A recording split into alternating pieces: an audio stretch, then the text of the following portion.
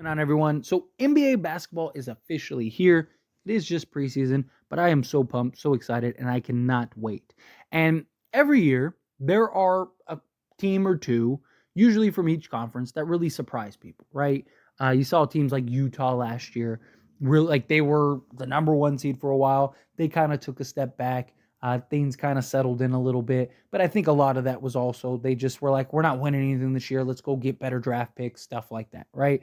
And with that, I want to kind of talk about those teams that I think have the most potential to end up being that surprise team, that kind of dark horse, not necessarily dark horse in the sense of like winning a championship, but dark horse in the sense of like making the playoffs and being a real like surprise, like, oh, or maybe even just make things difficult in the playoffs for one of these contending teams. Now, obviously, the Boston Celtics and the Milwaukee Bucks are going to be the two like consensus out of the East, especially. And I want to talk about three in the East, three in the West, kind of keep it fair, keep it diverse.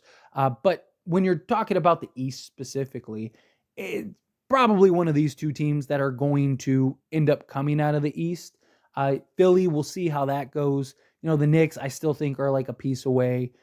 Same thing with Cleveland, things like that. But I do think that there are some teams that could really surprise some of these other teams in the league. And first one that comes to mind is like the Washington Wizards, right?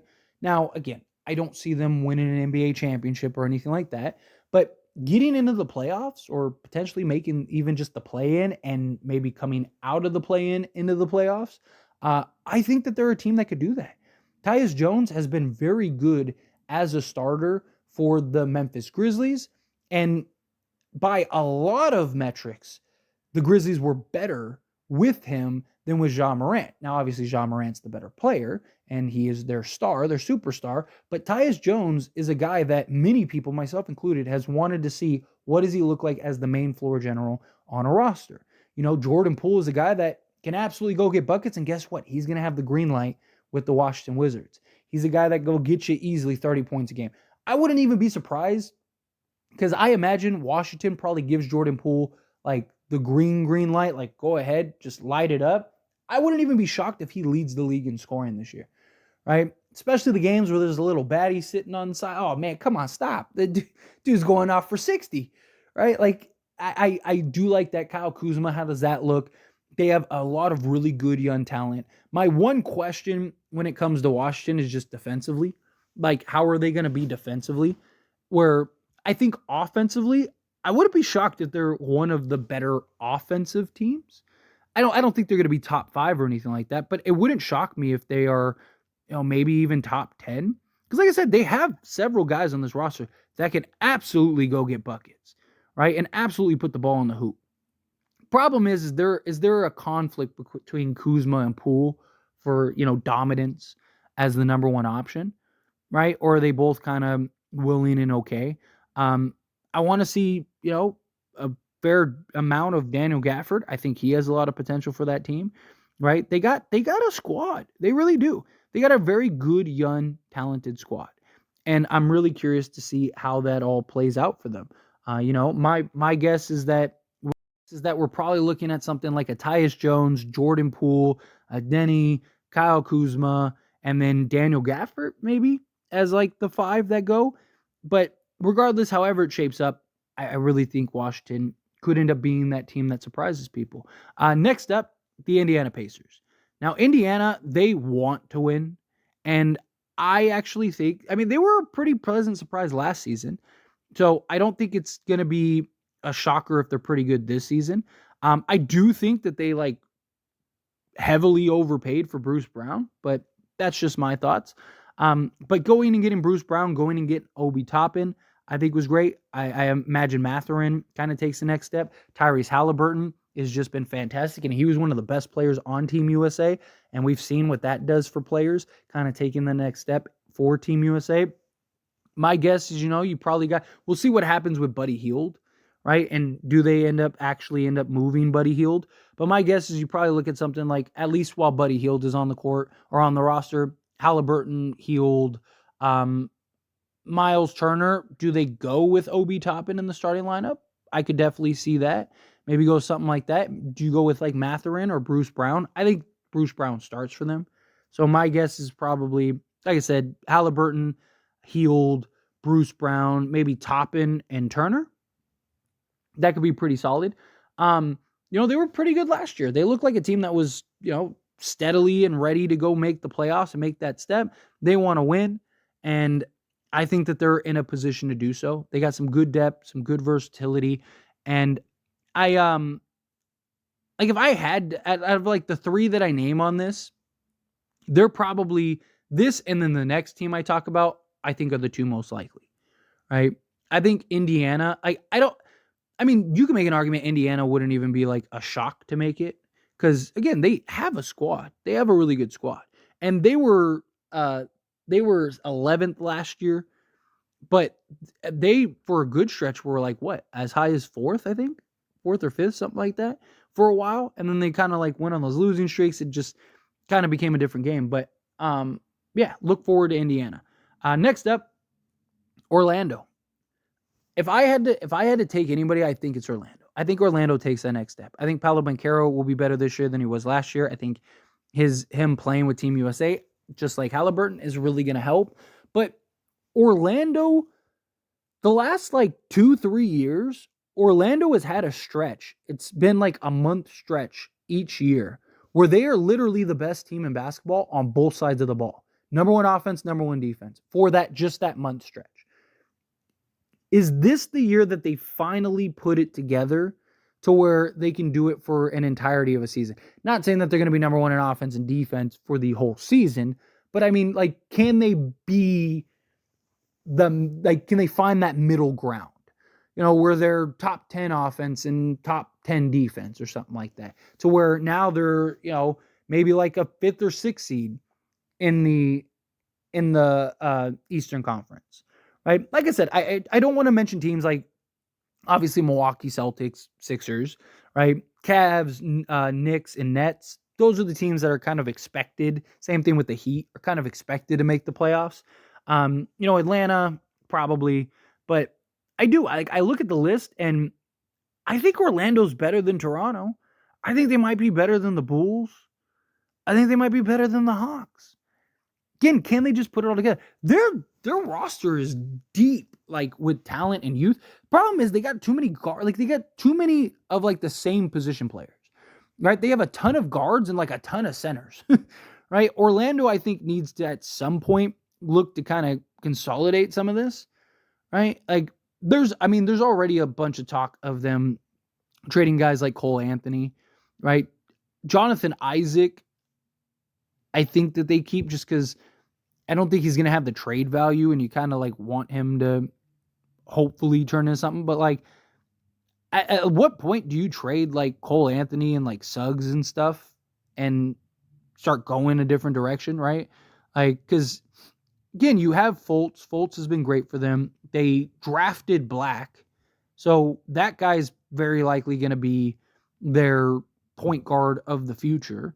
So you're talking very likely Black and Fultz. You have Franz, Paolo Banchero, and then Mo Wagner. I think that's kind of the direction that they need to go and the way that they need to kind of go about this. But, I really do think Orlando is one of those teams that we're just kind of all waiting for them to put it together. And I think that this might be the year that they actually finally do it, or at least I'm hoping that they do.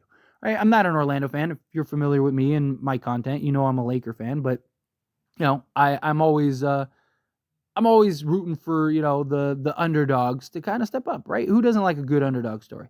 And it'd be nice to kind of see Orlando kind of finally step into that role personally. But moving on to the Western Conference teams, Minnesota. Now, I know what you're thinking. You're probably thinking like, oh, I thought the teams that were playoff teams.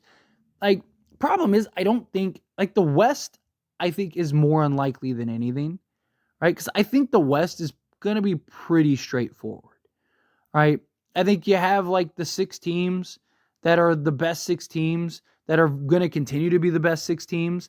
And I don't think that that's going to change, right? I think you're looking at, the Nuggets, the Suns, the Lakers, the Kings, the Warriors, and then the Grizzlies, There's your 6 teams. I mean, we'll see when you're coming with Memphis, we'll see if they're able to kind of weather the storm without Ja Morant. And then also when Ja does come back, because you got to remember, not only is he suspended for 25 games, but he also can't do any basketball activities, at least with the team. I'm sure he's doing private independent stuff. But also Minnesota, to be fair, they were a team that we didn't get to see a lot of Karl-Anthony Towns and Rudy Gobert. Personally, I'm not a fan of it. I don't think that they ever should have even went and traded for Rudy Gobert, but they did it nonetheless. But they didn't get a ton of reps and opportunity to play together. So when they did play together, at times it was really clunky. How much of that is just, lack of playing time, and how much of that is actually it's just clunky? Because what makes Karl-Anthony Towns so great is him at the center position and his ability to stretch the floor at the center position. I think a full season of Mike Conley is going to go a long way for them. And Anthony Edwards was clear-cut the best player for Team USA, right? So I really like Minnesota's roster as a whole. Again, not really super pumped about Rudy Gobert and Karl-Anthony Towns. I understand the logic of going getting Rudy. You really lacked shot blocking, interior defense, and you really lacked just rebounding, right? Rudy kind of solves both of those things. Fully get it, completely understand. But I also think he took away, again, what made Karl-Anthony Towns so great, and Anthony Edwards' ability to just kind of walk to the rim whenever he wanted to. Because now, Rudy and his ability to not stretch the floor kind of clogs the lane a lot, right? And you saw that with Anthony Edwards at times. He wasn't as like, in previous years, he was immediately willing to put his head down and just go into the basket, where, when Rudy was down there, he kind of was a little more hesitant. So we'll see how that goes. But again, I'd like to throw on some random team, right? I just don't personally. Again, this is just my personal thoughts. And, as always, I want to hear yours down in the comments. But, right, Portland, I don't think is going to be a surprise team. Spurs, I don't think are going to be a surprise team. And the Rockets, I like their roster now, but I don't think they're going to be a legit play-in team or even a play-in team. I think they'll probably be, again, probably in that 14 to 12 range, somewhere in that ballpark. Again, I think the West is going to be a little straightforward. But next up, Oklahoma City Thunder. Again, I know it's a team that was in the play-in, but the Thunder, if Chet Holmgren is anything close to being what he's projected to be, OKC could end up being like a top 6 team in the league. They were really good last year. They got a guy that very likely could end up being a MVP conversation player in SGA. I just, I look at this roster and I'm just like, I really like the Thunder. They have so much flexibility, so many draft picks. I mean, they could make a big splash if they want to. No, but SGA, Josh Giddey, that dude is an absolute baller. And him and Chet Holmgren look like the dynamic duo playing together in Summer League. I get it, Summer League, so can't put too much into it, but their chemistry was great. Great. And so you'll have him. So now you got your big 3 of Giddey, Holmgren, and Alexander, SGA, right? You got those 3 now together on the court. You got both of the Williams, right? I just, I really like this roster. I really like the direction they're heading. They were really good and surprised a lot of people last year. And now they're getting Chet Holmgren, who, people believe is going to be a top 10 guy in the league at some point. And if that's the case, not saying he's going to be that this year, but if he can be a legit 20 and 10 guy or whatever, right? Thunder could be tough, very tough. Right? They were already the 10th seed and they were only they were 2 games out of 8th, right? And it was looking like for a while there, the Thunder might have ended up making the 7th seed. They were right there. So I really like the Thunder a lot. I really do. Next up, Utah. Utah surprised a lot of people last year, right? Utah was the number 1 seed for a good stretch and really surprised people. And then, as I mentioned earlier, they kind of came back to reality. But I also think a lot of that was just, hey, we're not winning anything this year, so let's just go get some draft picks. Now you got a full, like, another season of all these guys coming together. I think the acquisition of John Collins was big for them because I don't know why, for whatever reason, Atlanta did not like John Collins at all and did everything they could to trade that guy. And that guy was very good for him until like, and then even like with all the drama and just him kind of losing himself in the chaos, he still was very good, right? Like when he was good for Atlanta was very tough to beat. And I think now you got, Walker Kessler, Lauri Markkanen, John Collins. I mean, that's big, man. That is size. You got athleticism in John Collins. Like, I really like that acquisition. And then, having Jordan Clarkson, Chris Dunn was really good for them at the point guard position. Taylor Horton-Tucker really seemed to start coming around for them. You got Agabi.